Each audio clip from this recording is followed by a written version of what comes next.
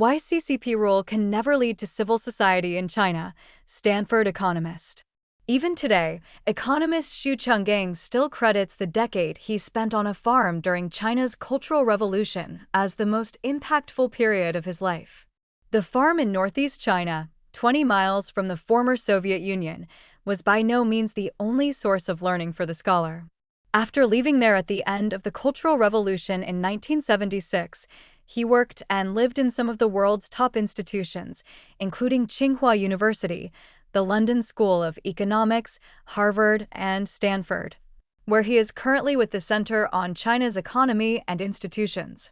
His experience on that farm taught him a fundamental lesson for his research: the nature of the Chinese Communist Party. Many of those insights are in his recent book, Institutional Genes: Origins of China's Institutions and Totalitarianism. In a recent interview with Epoch TV's American Thought Leaders, Xu said that the CCP is a totalitarian party and that its nature determines that China won't become a democracy under its rule. That's because a totalitarian power won't tolerate any self-organization of the people, which is essential to a civil society and democracy, he said. When I emphasize repeatedly, again and again, that a totalitarian regime would not allow for the existence of any organization, it is not from the books, Xu told the Epoch Times. It's from personal experience. Going to the countryside was a voluntary decision for Xu. He wanted to leave Beijing to study classes in a socialist system. He arrived at the remote farm in December 1967. Instead of living with other students, he chose to live with farmers. While herding cattle and feeding horses, he also read communist works and wrote letters to his friends to share his thoughts. However, that got him into trouble.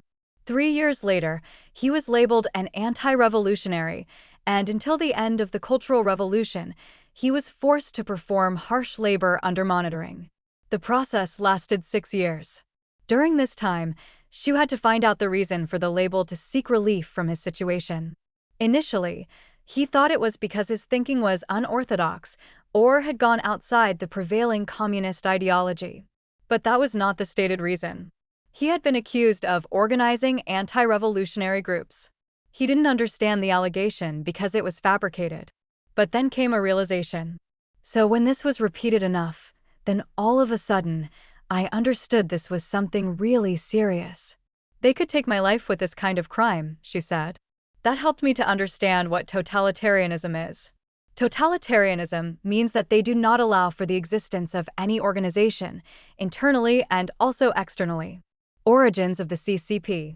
The CCP is not a political party but a secretive terrorist organization, according to Xu. In his view, the CCP is not a political party because it doesn't attract members by a political competition and its members don't join voluntarily. To understand the origin of the CCP, Xu said it is vital to know the organization from which it formed, the Russian Communist Party. When Vladimir Ilyich Ulyanov, or Lenin, founded the Bolsheviks, he mirrored the founding principles of People's Will, a secretive political organization, Xu wrote in his book. As the Communist International established a branch in China, it sought to replicate this formula for success.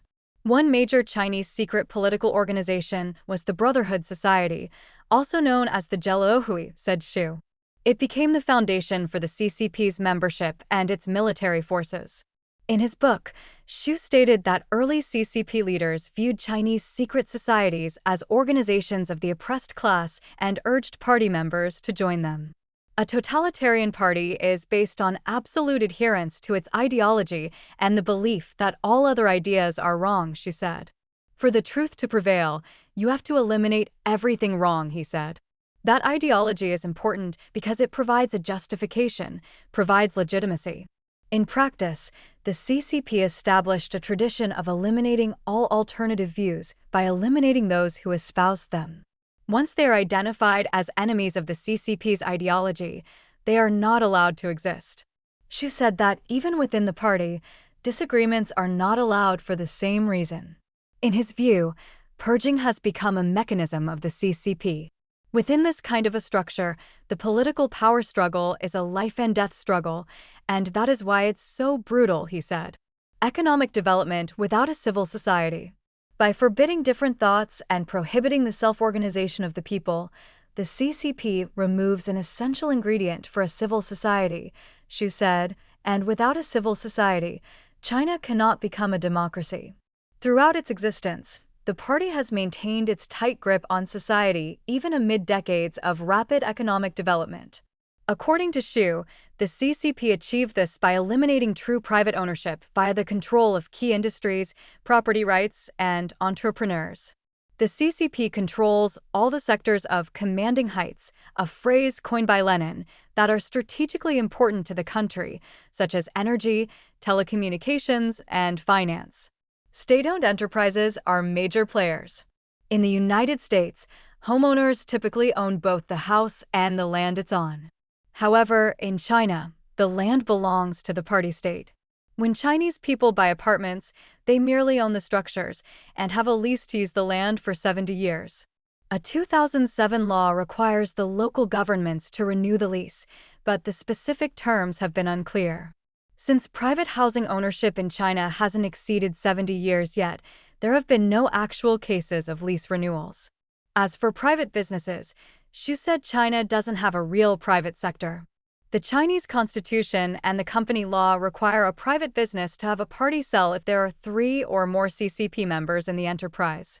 The Chinese Communist Party controls these firms not through legal tools, but by controlling the entrepreneurs, Xu said during the interview. So, all entrepreneurs have to submit. They have to obey whatever the party requires them to do.